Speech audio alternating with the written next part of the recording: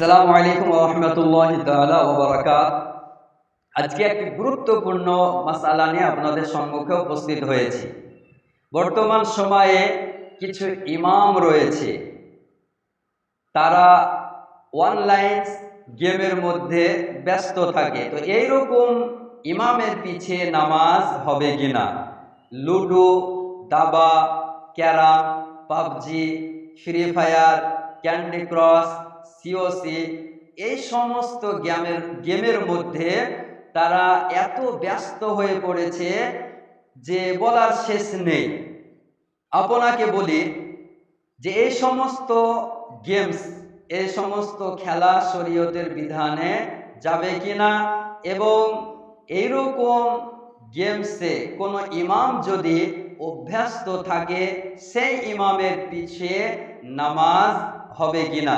জি না মুসলমান, এইরকম গেমসে যদি কোনো ইমাম অভ্যস্ত থাকে তাহলে সেই ইমামের পিছে নামাজ পড়া মাকরুহ তাহরিমি, অর্থাৎ যতগুলি নামাজ আপনি এই ইমামের পিছনে পড়েছেন সমস্ত নামাজ পুনরায় পড়তে হবে, ওয়াজিবুল ইয়াদা। আপনাকে বলি কিতাবটির নাম ফাতওয়ায়ে মারকাজে তারবিয়াতে ইফতা। সেই কিতাবে উল্লেখ রয়েছে তিনটি খেলার বাইরে যতগুলো খেলা আছে সবই হারাম। তিনটি খেলা কি কি?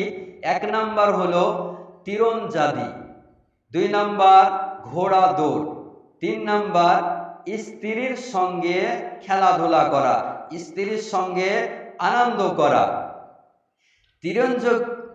তীরন্দাজি সম্পর্কে আমার মহানবী সাল্লাল্লাহু তাআলা আলাইহি ওয়াসাল্লাম বলেন, লাইসা মিনাল লাগবি সালাসা মুলাআবাতুর রাজুলি আহলাহু ওয়া তা'দিবুহু ফারসা ওয়া রামইহু আন কওসি।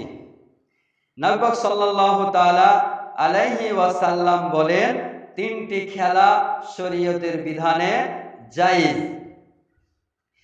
মানুষের তার স্ত্রীর সাথে খেলাধুলা, আনন্দ প্রকাশ করা। দুই নাম্বার হলো তার ঘোড়াকে প্রশিক্ষণ দেওয়া। তিন নাম্বার তীরন্দাজি করা। এই তিনটি খেলা শরীয়তের বিধানে জায়েজ। কোথায় আছে?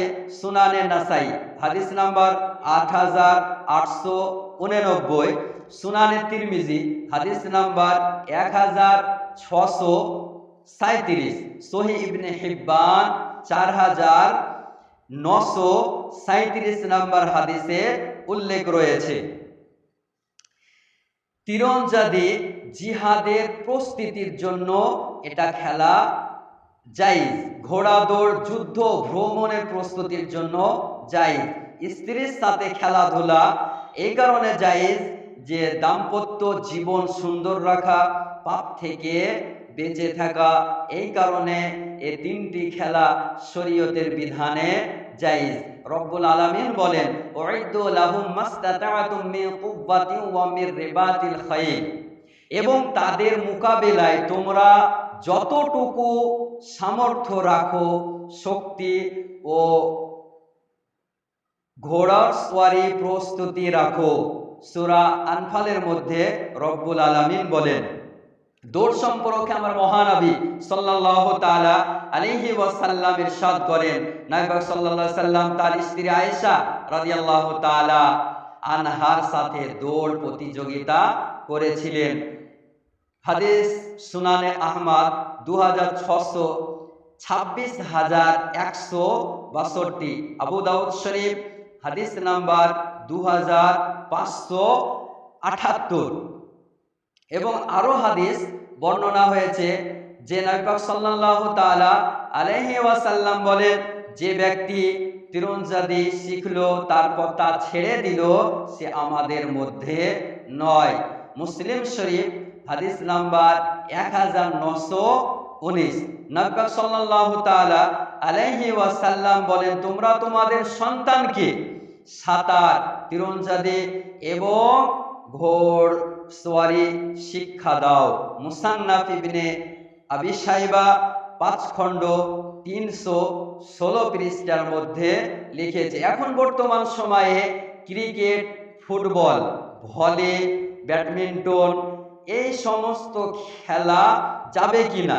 জি, এই সমস্ত খেলা শরীয়তের বিধানে যে শরীয়ত শর্ত রেখেছে সেই শর্ত অনুযায়ী যদি খেলাধুলা করে তাহলে শরীয়তের বিধানে